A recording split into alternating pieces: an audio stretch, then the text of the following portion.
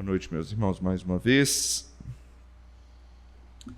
Vamos, então, sem demora, abrindo a palavra de Deus no livro de Esther. Hoje teremos a penúltima mensagem neste livro. Eu ia terminar no dia de hoje o livro de Esther, mas esse último capítulo ele é grande e ele se divide em duas grandes partes, né? E eu vou deixar a parte da celebração para o nosso dia de celebração também, no domingo que vem. Hoje vamos ficar com a primeira parte, Esther 9, de 1 a 16. Esther 9, de 1 a 16. Acompanhe com atenção a leitura que eu farei da palavra do Senhor. A palavra de Deus diz assim: No dia 13 do 12º mês, que é o mês de Adar, quando chegou a palavra do rei e a sua ordem para se executar, no dia em que os inimigos dos judeus contavam assenhorear-se deles, sucedeu o contrário, pois os judeus é que se assenhorearam dos que os odiavam, porque os judeus nas suas cidades, em todas as províncias do rei Assuero, se ajuntaram para dar cabo daqueles que lhes procuravam o mal, e ninguém podia resistir-lhes, porque o terror que inspiravam caiu sobre todos aqueles povos. Todos os príncipes das províncias e os sátrapas e os governadores e os oficiais do rei auxiliavam os judeus, porque tinha caído sobre eles o temor de Mordecai, porque Mordecai era grande na casa do rei, e a sua fama crescia por todas as províncias, pois ele se ia tornando mais e mais poderoso. Feriram, pois, os judeus a todos os seus inimigos a golpes de espada, com matança e destruição, e fizeram dos seus inimigos o que bem quiseram. Na cidadela de Suzã, os judeus mataram e destruíram a 500 homens, como também a Parsandata, a Dalfon, a Aspata, a Porata, a Adalia, a Aridata, a Farmasta, a Arizai, a Aridai e a Vaizata, que eram os 10 filhos de Amã, filho de Amedata, o inimigo dos judeus. Porém, no despojo não tocaram. No mesmo dia foi comunicado ao rei o número dos mortos na cidadela de Suzã. Disse o rei à rainha Esther: Na cidadela de Suzã mataram e destruíram os judeus a 500 homens e os 10 filhos de Amã. Mas nas províncias do rei, que terão eles feito? Qual é, pois, a tua petição? E se te dará. Ou o que é que desejas ainda? E se cumprirá. Então Esther disse: Se bem parecer ao rei, conceda-se aos judeus que se acham em Suzã, que também façam amanhã segundo o edito de hoje, e dependurem em forca os cadáveres dos 10 filhos de Amã. Então disse o rei que assim se fizesse. Publicou-se o edito em Suzã, e dependuraram os cadáveres dos 10 filhos de Amã. Reuniram-se os judeus que se achavam em Suzã também no dia 14 do mês de Adar, e mataram em Suzã a 300 homens. Porém no despojo não tocaram. Também os demais judeus que se achavam nas províncias do rei se reuniram e se dispuseram para defender a vida e tiveram sossego dos seus inimigos, e mataram a 75.000 dos que os odiavam. Porém no despojo não tocaram. Vamos orar? Senhor, obrigado, Pai, porque estamos na Tua casa agora, podendo ouvir a Tua palavra, e nos instrua por meio dela, nos ajude a aprender um pouco sobre aquilo que o Senhor requer a nós por meio desse texto. É o que pedimos e oramos no nome de Jesus. Amém. Por que existem guerras nesse mundo? Por que junto da história desse mundo, grandes momentos conhecidos fazem parte também das histórias das guerras? Será que toda guerra é errada? E eu vou dizer, na maioria das vezes, sim. Pelo menos um lado delas, da batalha, da guerra, é errado. Por exemplo, vamos tomar a grande Segunda Guerra Mundial, talvez a mais conhecida da história. O líder, a cabeça por trás do início dessa guerra, Adolf Hitler, ele queria dominar o mundo e impor que a sua raça, aquela raça que ele chamou de raça ariana, liderasse e superasse todas as demais raças. E então ele começou a lutar por isso. Engraçado que o texto, livro de Esther, trata de uma guerra semelhante, né? Em que os judeus sofreram muito, tanto na segunda quanto aqui. Ou seja, a motivação, tanto de Amã no livro de Esther, quanto de Hitler na Segunda Guerra Mundial, era verdadeiramente errada e cruel. Mas e o outro lado da guerra? Se o outro lado não fizesse guerra contra Hitler e contra a Alemanha nazista, quem é que protegeria o povo ou as demais raças? Ou seja, a motivação daqueles países inimigos dos nazistas era uma motivação boa e necessária. O que eu quero que você note é que em toda e qualquer guerra, se não os dois, pelo menos um dos lados vai estar com motivações erradas. E por que isso acontece? Porque isso vem desde muito tempo atrás. Desde que a semente das motivações erradas veio germinar nesse mundo, o pecado. Guerras existem porque existe pecado.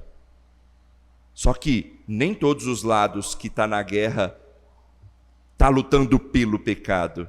Na verdade, nós, o povo de Deus, estamos do lado que luta, do lado que faz guerra contra o pecado e os inimigos do nosso santo Deus. E o texto de hoje vai tratar desse assunto. Aquilo que muita gente nomeia de guerra santa. A luta do bem contra o mal. É um assunto, por muitas vezes, espinhoso de tratar, né? Mas a Bíblia trata desse assunto, então a gente também deve tratar e aprender sobre ele.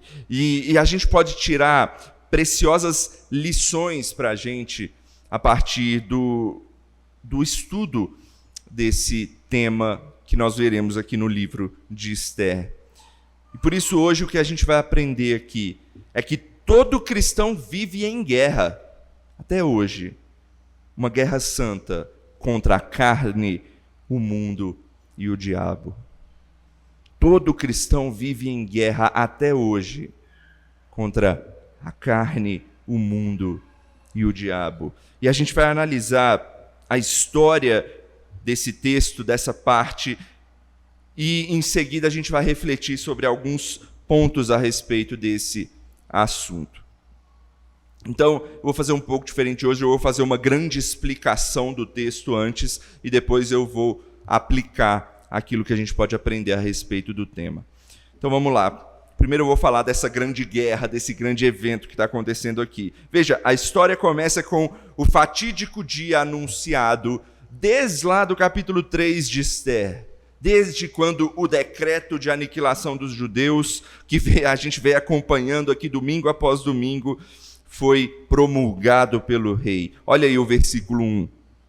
No dia 13 do 10º mês, que é o mês de Adar, quando chegou a palavra do rei e a sua ordem para se executar, no dia em que os inimigos dos judeus contavam assenhorear-se deles, sucedeu o contrário, pois os judeus é que se assenhorearam dos que os odiavam. Veja, os inimigos dos judeus, eles estavam verdadeiramente aguardando esse dia para dominar, para acabar com os judeus. Eu acho interessante o verbo usado aí, né? Para se assenhorear, ou seja, serem senhores dos judeus. Mesmo com o segundo decreto que a gente viu que tinha sido promulgado, eles continuaram com a mesma ideia. Não, a gente vai lá e a gente vai acabar com eles. Só que a reviravolta que a gente viu no capítulo passado, o novo segundo decreto feito, também fez com que uma reviravolta acontecesse na própria guerra, no próprio dia. Ou seja, ao invés dos inimigos dos judeus dominarem eles, o que aconteceu foi o contrário. Os judeus é que estavam dominando àqueles que queriam o mal deles. Vocês se lembram que no capítulo passado Mordecai subiu ao poder e o rei deu a ideia de escrever aquele novo decreto para solucionar aquele decreto antigo que era irrevogável? Então, os judeus eles foram habilitados a lutar e a agir em legítima defesa contra aqueles que os atacavam, contra aqueles seus desafetos, e foi exatamente isso que eles fizeram. Não é que eles saíram por aí e começaram a atacar todo mundo que eles achavam que eram inimigos. Não, era uma resposta em legítima defesa. O texto, inclusive, diz: aqueles que o faziam mal, então os judeus iam e superavam sobre eles. Veja aí como é que foi, versos 2 a 4. Porque os judeus, nas suas cidades, em todas as províncias do rei Assuero, se ajuntaram para dar cabo daqueles que lhes procuravam o mal. E ninguém podia resistir-lhes, porque o terror que inspiravam caiu sobre todos aqueles povos. Todos os príncipes das províncias e os sátrapas e os governadores e os oficiais do rei auxiliavam os judeus, porque tinha caído sobre eles o temor de Mordecai, porque Mordecai era grande na casa do rei e a sua fama crescia por todas as províncias, pois ele ia se tornando mais e mais poderoso. Então os judeus estavam se juntando e atacando em bando aqueles que apareciam para atacá-los. E eles estavam conseguindo sair vitoriosos. E o texto diz o porquê. Os judeus talvez eles estivessem sendo tão ferozes ali, talvez inflamados ou animados pela reviravolta que ocorreu, que os outros povos que estavam vindo atacá-los estavam aterrorizados vendo tudo aquilo. Tamanha ferocidade dos judeus na batalha. Mas não só isso. Os judeus eles tiveram algo a mais que o texto nos diz, uma ajudinha. Outro motivo então importante para a vitória dos judeus foi essa ajuda, a ajuda dos oficiais do próprio rei. Imaginem quando os inimigos chegassem ali para atacar os judeus, o que eles viam? Eles viam um povo feroz, animado ali, pode vir que eu estou pronto, que eles estavam preparados para aquilo, sedentos de sangue, até porque essa palavra é usada muito aqui nesse texto. E eles estavam autorizados a guerrear em legítima defesa. Ou seja, se eles atacassem aqueles que o atacassem, não ia acontecer nada com eles. Então eles estavam prontos. E ainda mais, quem os atacava ainda via os próprios oficiais do rei ali ao lado deles. Então eles devem ter ficado com medo mesmo. Deve ter metido medo mesmo neles. E por que os oficiais do rei estavam ajudando os judeus? O próprio texto respondeu para a gente, né? Porque Mordecai, o judeu, causava temor neles. Por quê? Porque agora ele era grande na casa do rei. Mordecai, você lembra, ele tomou o lugar de Amã no império. Ele era o segundo no reino. Ele estava logo depois do rei. Só o rei era superior a Mordecai. Então, certamente nenhum dos oficiais do rei iria querer ir contra o segundo maior do reino. É óbvio. O governador, o grande homem ali depois do rei, eu não vou ir contra ele. Na verdade, os oficiais do rei talvez até tinham um interesse ali em procurar uma amizade com Mordecai, para quem sabe depois ter algum tipo de privilégio, né? Porque você servir aquele que é o mais poderoso faz todo sentido. E aí, então, acontece isso, e os judeus, então, começam a dar cabo nos seus inimigos. E o texto, então, começa com essa questão da matança teve lugar ali no reino da Pérsia. Veja aí os versículos 5 a 10. Feriram, pois, os judeus a todos os seus inimigos, a golpes de espada, com matança e destruição, e fizeram dos seus inimigos o que bem quiseram. Na cidadela de Suzã, os judeus mataram e destruíram a 500 homens, como também a Parsandata, a Dalfon, a Aspata, a Porata, a Dalia, a Aridata, a Farmasta, a Arisaia, a Aridaia, a Vaizata. que eram os 10 filhos de Amã, filho de Amedata, o inimigo dos judeus. Porém, no despojo não tocaram. Veja, o povo de Deus foi simplesmente imbatível aqui.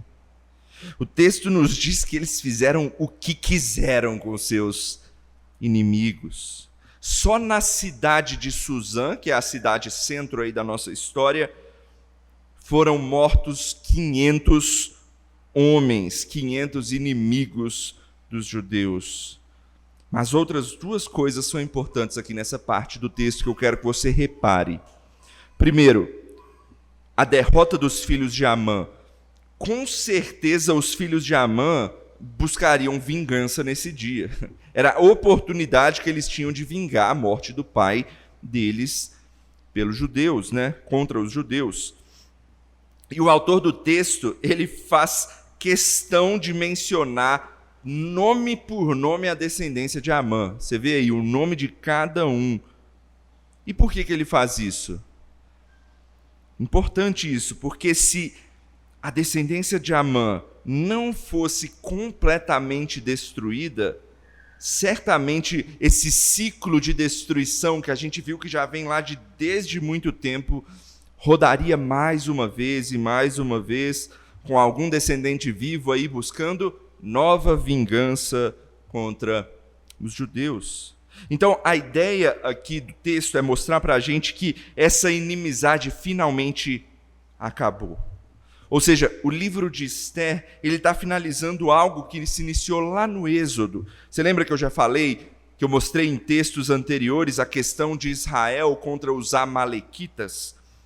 Amã, ele era esse descendente dos amalequitas, povo pelo qual Deus jurou guerra lá no Êxodo, e que o rei Saul ia acabar com esse problema, mas ele falhou, ele desobedeceu ao Senhor, está lá no livro de Samuel, 2 Samuel, e então esse problema persistiu.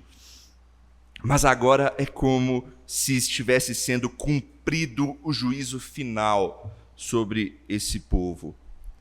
Bom, a gente não sabe se todos os amalequitas do mundo inteiro foram derrotados. Não tem isso na Bíblia e tudo mais, mas não há a necessidade de saber disso aqui, porque a ideia aqui é mostrar que aqueles que permaneciam com um desejo de inimizade contra os israelitas e foram contra eles, esses sim foram plenamente derrotados. Derrota completa, ponto final nessa guerra que vinha de muito tempo. E por que eu tenho certeza, a gente pode dizer isso também por outro motivo importante aqui que esse texto mostra? Porque eles foram derrotados nos termos exigidos por Deus. Veja que no final do versículo 10, eu fiz até questão de falar mais lentamente, que os judeus, o que eles fizeram? Eles não tomaram despojos. E o autor do livro de Esther, ele vai repetir isso mais 2 vezes nesse capítulo. Ou seja, ele quer que você realmente saiba que os judeus não tomaram despojos nessa guerra. E por quê? Porque o que está ocorrendo aqui, meu irmão, é exatamente o que eu chamei no início de guerra santa. Ou seja, o objetivo dessa guerra, dessa batalha aqui, não é ganhar terreno, não é ganhar prestígio, não é se enriquecer. Não, nada disso. O objetivo daqui é só é aplicar o juízo de Deus contra os seus inimigos. Esse é o objetivo de uma guerra santa. E além disso, isso havia sido pedido ao rei Saul muito tempo atrás.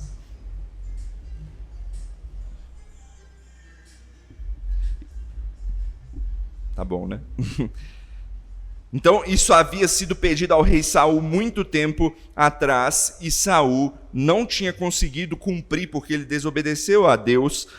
E o que ele fez, o rei Saul? Deus tinha virado para ele e falado: não tome despojos nessa guerra contra os amalequitas. E Deus, inclusive, tinha falado o que eles estão fazendo aqui: destrua todos e não tome despojos. E o que Saul fez? Saul não destruiu todos, e ainda tomou os despojos, e ainda teve a cara de pau, vamos dizer assim, de virar para o profeta e dizer: não, mas eu tomei os despojos para oferecer para o Senhor. Os judeus agora, eles não caem nesse erro. Eles fazem exatamente como se deve fazer. Eles não tomam os despojos. E a história segue. E o desenrolar dessa guerra chega aos ouvidos do rei. Vamos ver a finalização para depois a gente aprender um pouco mais sobre esse tema. Versos 11 a 16. No mesmo dia foi comunicado ao rei o número dos mortos na cidadela de Suzã. Disse o rei à rainha Ester: na cidadela de Suzã mataram e destruíram os judeus a 500 homens e os 10 filhos de Amã. Nas mais províncias do rei, que terão eles feito? Qual é, pois, a tua petição? E se te dará? Ou o que é que desejas ainda? E se cumprirá? Então disse Ester: se bem parecer ao rei, conceda-se aos judeus que se acham em Suzã que também façam amanhã segundo o edito de hoje, e dependurem em forca os cadáveres dos 10 filhos de Amã. Então disse o rei que assim se fizesse. Publicou-se o edito em Suzã e dependuraram os cadáveres dos 10 filhos de Amã. Reuniram-se os judeus que se achavam em Suzã também no dia 14 do mês de Adar e mataram em Suzã 300 homens, porém no despojo não tocaram. Também os demais judeus que se achavam nas províncias do rei se reuniram e se dispuseram para defender a vida e tiveram sossego dos seus inimigos e mataram a 75.000 dos que os odiavam, porém no despojo não tocaram. Quando o rei sabe dos acontecimentos, dos números ali dos mortos, ele ficou impressionado e ele mandou chamar Ester. E o interessante é que ele olha para essa guerra que se tornou e tudo mais, e ele fala para Ester assim: caramba, Ester, a guerra foi grande aqui na cidade. E nas outras, imagina como é que está sendo. Será que você precisa de ajuda? O que você precisa? Me fala, o que você pediu eu te dou. O que você mais precisa? É mais ou menos isso que o rei falou para Ester. E o que Ester respondeu foi o quê? Mais um dia de extermínio dos seus inimigos. E ainda uma coisa que para nós parece: caramba, Ester é sangue no zóio. O que ela faz? Ela faz uma coisa que é muito comum naquela época. Ela pede que os 10 filhos de Amã sejam dependurados em forcas e expostos ao público. E por que ela faz isso? Porque ela é maléfica? Não, era algo muito comum daquela época. Para quê? Para que todo o povo soubesse o que aconteceria com aqueles que se voltassem contra os judeus. Os judeus agora estavam em alta e tinha um decreto contra eles. E talvez pessoas ficassem inflamadas ali contra os judeus devido ao que aconteceu. Isso aqui é para mostrar: não mexam com o povo judeu. E o rei então atende ao pedido de Ester, e mais um dia de massacre se faz, onde mais 300 homens ali, inimigos, morreram pelas mãos dos judeus. E veja, o autor repete mais uma vez que eles não tocaram nos despojos. E por fim a gente tem as informações dos números ali da guerra fora aí da cidade de Suzã, né, no resto do império. E aí o número é ainda mais impressionante, né? 75.000 inimigos aniquilados, mas todos fazendo a mesma coisa. O povo judeu sabia que isso era guerra santa e não tocaram nos despojos. Essa história de guerra do povo de Deus, buscando aí sangue, vingança, parece algo que foge um pouco do amoroso evangelho que a gente prega e nos faz até questionar: o que está acontecendo aqui? Será que é correto? Será que é isso mesmo? Parece que os judeus aqui não só deixaram de ser os oprimidos, mas até passaram a ser opressores com o resto do povo. Será que é isso? Não. Não é isso que está acontecendo. E isso se dá pelo contexto de guerra santa que eu mencionei aqui. Vamos explicar então esse assunto agora e mostrar algumas coisas que a gente pode aprender a partir disso. Em primeiro lugar, na guerra santa no Antigo Testamento, o povo de Deus ele era usado como instrumento de juízo do próprio Deus para suas nações inimigas. Você pode ler isso em vários livros do Antigo Testamento.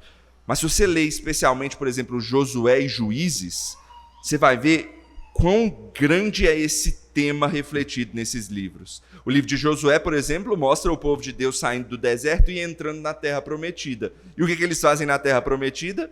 Eles vão destruindo inimigo por inimigo por inimigo até dominar a terra. E no livro de Juízes é parecido no sentido de que o povo de Deus está mal, mas peca e tudo mais, aí vem inimigos sobre eles, e aí eles clamam a Deus, e aí o que acontece? Derrotam os seus inimigos. E você pode se perguntar por que isso acontece? Essa guerra é legítima? E, meu irmão, a resposta vem lá de Gênesis. Quando o pecado entrou no mundo, uma guerra foi anunciada já desde lá. Você se lembra quando Deus falou o famoso proto-evangelho, Gênesis 3,15? O que ele falou? Que a descendência da mulher lutaria contra a descendência da serpente. Dois lados, uma guerra já anunciada. E veja, logo no capítulo seguinte de Gênesis, capítulo 4, acontece o quê? O primeiro derramamento de sangue da terra. Caim matando Abel, seu irmão. Na sequência da história, então, da redenção, Deus chama um povo para ser seu, lá em Abraão, e esse tema da guerra santa vai cada vez mais se desenvolvendo. Por exemplo, o povo de Deus, então, é dominado em certo momento pelos egípcios, ali é feito escravo, eles sofrem opressão daquele povo, e então Deus livra aquele povo da escravidão e acaba com os egípcios. Não todos os egípcios, mas naquela guerra ali específica ele derrota os egípcios. E esse tema então de perseguição, do povo de Deus sendo oprimido, e Deus então livrando, e isso se repete muitas e muitas vezes, com muitas e muitas guerras envolvidas. A gente pode achar esse tipo de coisa estranha hoje, porque não é assim que funciona hoje, e eu já vou falar sobre isso. Mas na questão espiritual, e Deus tinha um povo que era seu, um povo físico, uma nação que tinha um território e tudo mais, aquilo era literal, era comum acontecer. E Deus já havia dito que aqueles que fossem rebeldes contra ele, fossem seus inimigos, qual era a resposta lá desde Gênesis? Morte. Por quê? Porque o preço da rebelião contra Deus, ou seja, o preço do pecado, é a morte. E eu não estou falando simplesmente de morte na espada ou na guerra, assim, não. Está envolvido porque é literal no Antigo Testamento. Mas é morte eterna. Aquele que é inimigo, que se rebela contra Deus e não ouve aquilo que Deus exige, vai perecer. É isso que a palavra de Deus nos ensina. Então, em tese, o que Deus está fazendo é utilizar o povo de Israel como instrumento para o seu julgamento divino aqui. E isso é uma prévia do que vai acontecer lá no julgamento final, lá no juízo final, quando todos os inimigos de Deus serão finalmente derrotados. Isso nos traz um ensinamento importante aqui. Meu irmão, Deus já deu vários e vários ensinamentos, alertas, mas muitos ainda seguem em rebelião contra Deus. O segundo decreto do livro de Esther dizia que quem atacasse os judeus seria atacado de volta.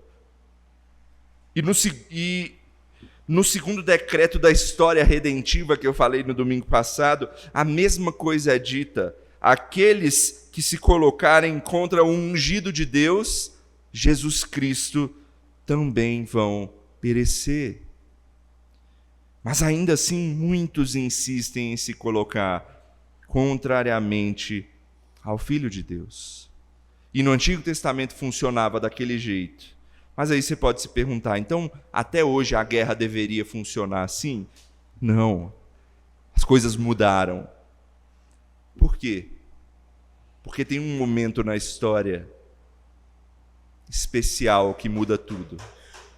Esse momento se chama Jesus. Após a encarnação de Jesus e a sua obra aqui na terra, as coisas mudaram. Por quê? Porque agora o povo de Deus não é mais reconhecido como um povo físico, como um povo que tem uma terra, como uma nação física, que tem um reino para reinar sobre as demais nações. Você lembra que o povo de Israel nos evangelhos até esperava isso de Jesus, mas não foi isso que Jesus veio trazer. Jesus ele veio estabelecer um reino espiritual, ou seja, nós, como povo de Deus, somos Israel de Deus? Sim, mas somos o Israel espiritual de Deus.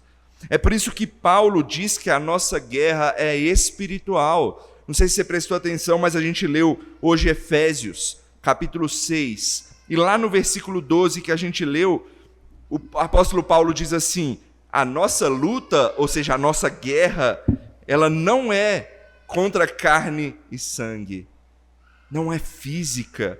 E ele diz, e sim, é contra os principados e potestades, os dominadores desse mundo tenebroso, contra as forças espirituais do mal.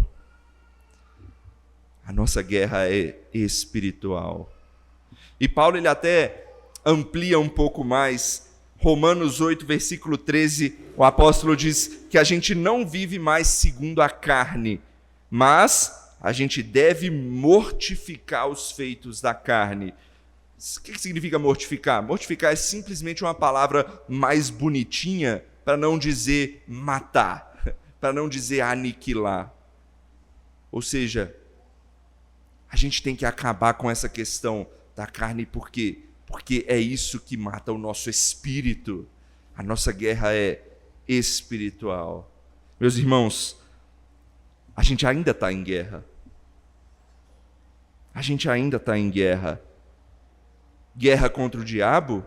Sim. Os poderes espirituais do mal ainda rondam esse mundo. A gente acabou de ler isso em Efésios. Mas não é só o diabo que é problema. A Bíblia fala que a gente tem mais um inimigo chamado o mundo, né? O mundo está cheio de pecado, é nosso inimigo também. Nos influencia, nos corrompe. Mas o nosso maior e mais perigoso inimigo, meu irmão, é aquele que habita em nós mesmos. O nosso próprio eu pecador. Tem um famoso vídeo do John Piper, se você pesquisar na internet, ele é bem conhecido, ele chama Faça Guerra. E o John Piper diz assim, sabe qual é o maior motivo para você ir para o inferno? Não é o diabo. Tampouco é o mundo. E certamente essas duas coisas são perspicazes aí para te influenciar, te levar a cair em pecado. Mas no final das contas, a culpa de você ir para o inferno não vai ser dos dois. A razão do inferno é o pecado que habita dentro de cada um de nós. Cada um será julgado pelo seu próprio pecado. Veja, Adão e Eva, eles até tentaram fugir, né, do erro deles mesmos, apontando um para o outro, ou para a serpente, culpando um ao outro, mas jogar a culpa para outra pessoa nunca deu certo. Se você chegar no fim dos tempos, no julgamento final, e falar para Deus, Deus, a culpa é do diabo, não é minha, não vai dar certo. Porque todo o que comete pecado é condenado. Então, meu irmão, sabe quem é o meu maior inimigo? O meu se chama Lucas. Assim como o seu maior inimigo é você mesmo. E você está em guerra contra ele. E quanto mais cedo você entender e se preparar para isso, mais capacitado você estará para vencer as armadilhas do mal. Por isso é que Paulo dá todo um exemplo de uma armadura que a gente deve vestir. A gente deve estar firmado na verdade, a gente deve estar revestido e firme na fé, cheios da palavra de Deus, com toda a oração e súplica, perseverantes no Senhor, confiando em sua justiça.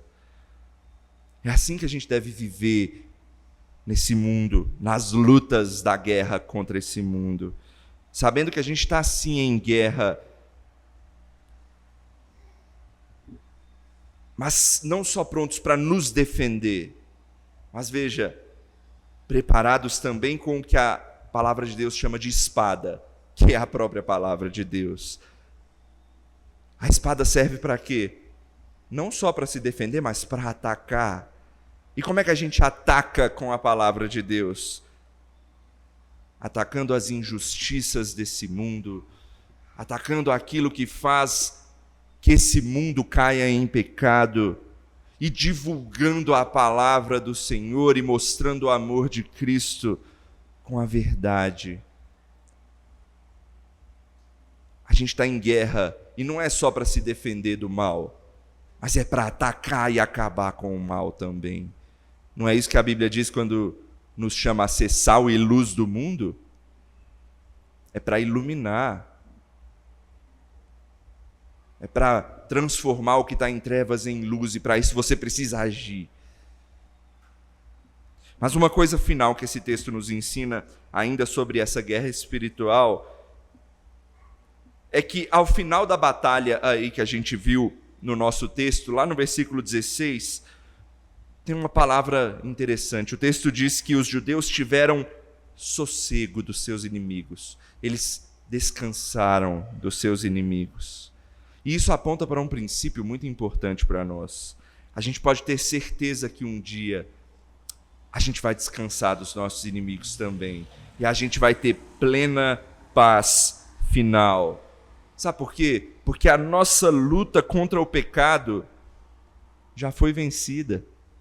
Porque o príncipe da paz já venceu, e um dia a gente vai ter descanso total dos nossos inimigos. Meus irmãos, a gente viu aqui que a gente está em guerra contra os poderes malignos desse mundo ainda hoje, e principalmente o nosso pecado. Mas quando Cristo foi à cruz por nós, Ele tomou todo o nosso pecado, tudo aquilo que você já cometeu, mas não só isso, tudo aquilo que você ainda vai cometer também de pecado. Ele pegou tudo isso e encravou lá na cruz do Calvário, juntamente com Ele. Ele pegou todo o nosso escrito de dívida contra o Senhor, e lá em Colossenses 2 diz que Ele rasgou ao meio, dizendo: está pago. A palavra de Deus diz: não há mais condenação para todo aquele que está em Cristo. Ele venceu a guerra por nós. Então tudo aquilo que a gente passa hoje é apenas um estágio anterior em que a gente luta contra os resquícios do mal desse mundo. Mas quando o príncipe da paz retornar, a guerra vai ser vencida plenamente, encerrada, tudo se fará novo e a paz reinará eternamente. É isso que a gente almeja, esse que é o nosso desejo.